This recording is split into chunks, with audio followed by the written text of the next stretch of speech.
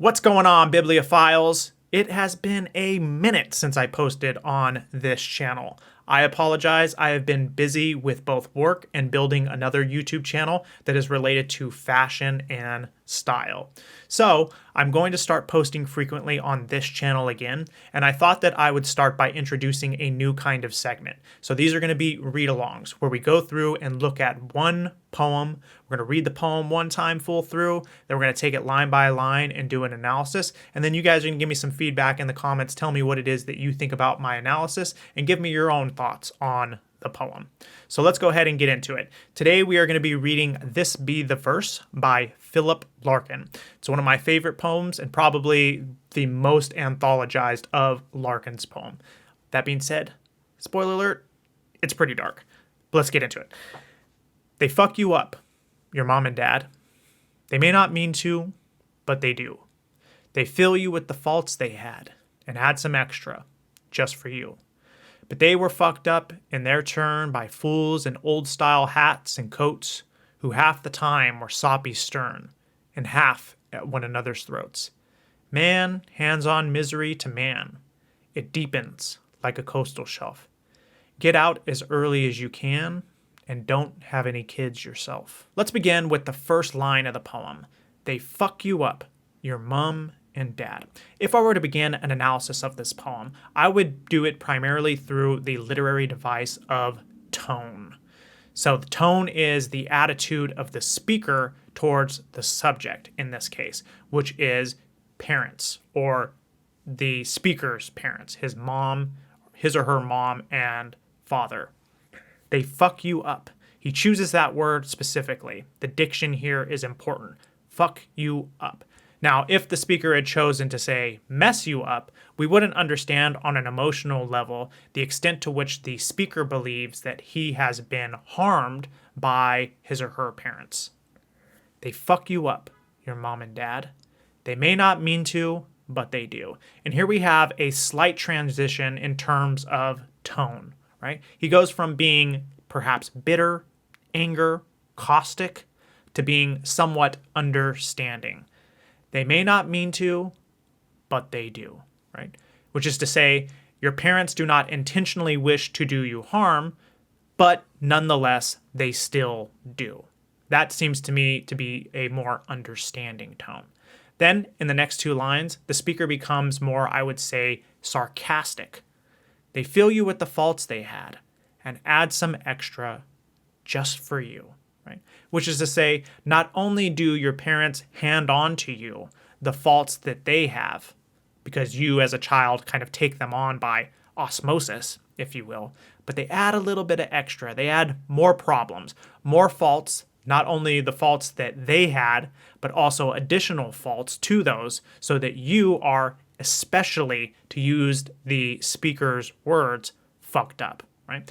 So here he's being sarcastic or humorous in a very dark way, mind you. The speaker continues in the second stanza, but they were fucked up in their turn by fools in old-style hats and coats. There's a couple things going on in these first two lines of the second stanza, but the first I would have you note is the transition in tone.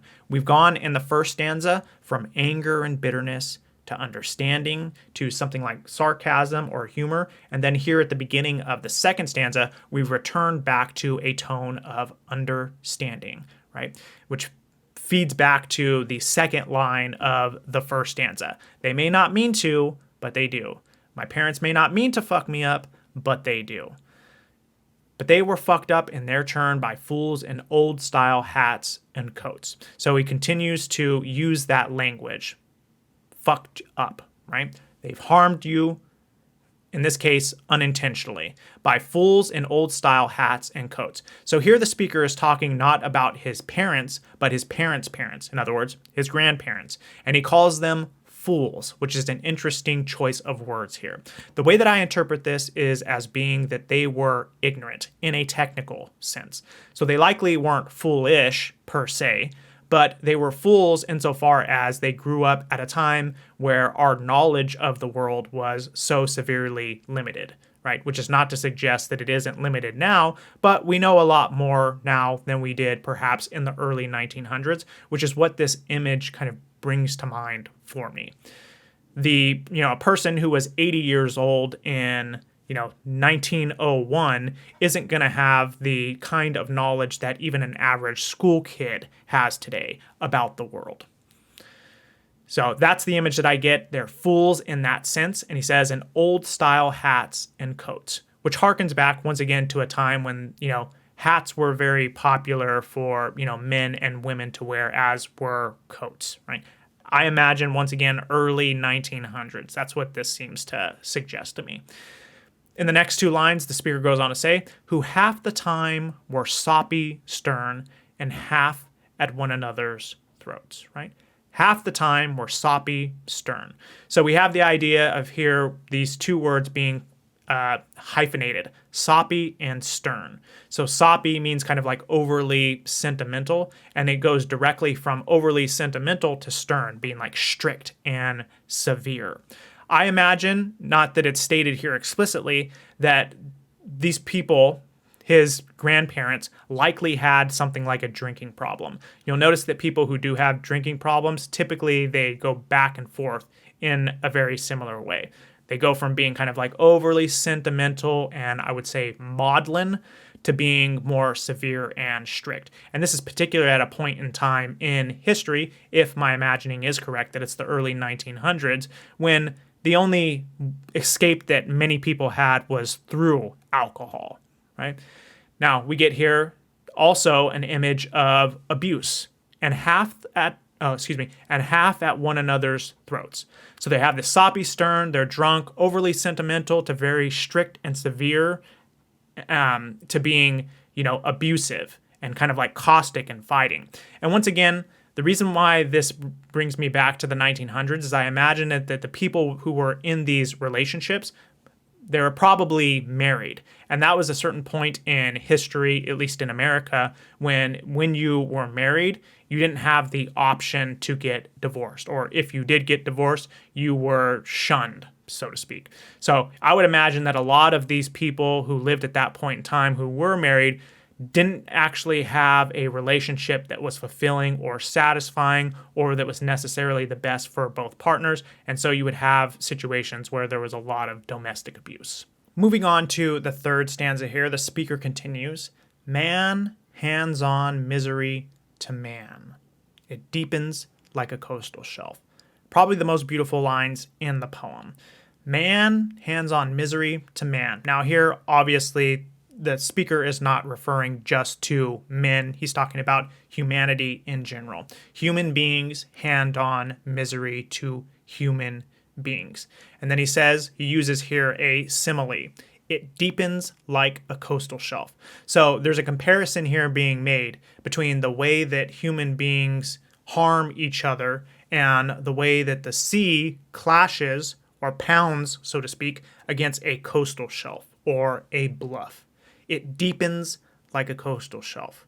What the speaker seems to be suggesting is that all we do is hand on misery to one another, and that just like a coastal shelf deepens from being pounded by the sea, so humanity as a whole over time becomes more and more miserable.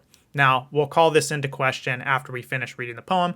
I think that there's a little bit of hyperbole going on here, a bit of exaggeration, but you guys will decide for yourself. The speaker goes on to say, get out as early as you can and don't have any kids yourself. Now, there's some room for interpretation here as always. To me, it seems to mean one of two things. When he says, get out as early as you can, he seems to here be suggesting you can get out of the chain, so to speak, of suffering. The chain of being where one human being hands on their misery to another human being. I've heard it suggested that this might refer to suicide. Take yourself out of the chain of misery by killing yourself. That is a possibility, although I don't think that interpretation is as strong as the other, which is this. Get out as early as you can. In other words, get away from those people who are causing you misery. If you are someone who is underage and lives with your parents, get out as early as you can would mean get out of the house, get away from these people as soon as possible. Once again, there's room for interpretation there. You'll have to decide for yourself. And then here we end on a somewhat misanthropic note. And don't have any kids yourself. And the suggestion, of course, seems to be, well, if you have kids, then all you're going to do as a parent, because man hands on misery to man, and it deepens like a coastal shelf, it keeps getting worse and worse over time, you as a human being are just going to hand on that suffering to another human being. So you should not do that. If I properly understand this theme, I take issue with it, and it's because it is hyperbolic or exaggerated. It is true that human beings, because we are flawed, will hand on some of our misery to other human beings. That is inevitable because, once again, we are flawed. And if we focus in on parents, as the speaker would like us to do, then it's inevitable that parents will, to a certain degree, hand over their faults or their flaws to their children. It's inevitable. Nobody knows how to be a perfect parent. But I would say that most people, unless they are severely caustic or damaged human beings, they don't merely hand over misery. They don't just dish out, so to speak, complete misery, which is what the speaker seems to be suggesting here. Man hands on misery to man. It deepens like a coastal shelf. I would rebut that image. The sea of misery pounding against the shore, which is humanity, over time just makes us more and more miserable, right? That only works if you consider the only thing that human beings pass on to one another is misery. I don't think that's the case. Most human beings, once again, who aren't damaged, severely damaged, also hand over a lot of beneficial things to their fellow human beings. And as a consequence of that, humanity as a whole improves and is better. We are more happy and fulfilled, right? If we're talking about parents, I've known parents who have lived severe, traumatic lives and who have, because they chose to be conscious, not passed on their faults and their flaws, or not all of them, onto their children. And they worked very, very hard on themselves and on improving their lives to such a degree so that their children could have a fulfilling, more happy existence than they had, right?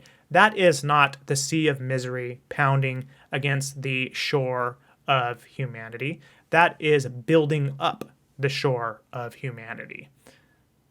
We'll leave it there. Tell me what you guys think down in the comments below. And if you enjoyed this content, hit that like button, smash subscribe, hit the notification bell so you can be informed when I drop more videos on poetry and prejudice. Until next time, guys.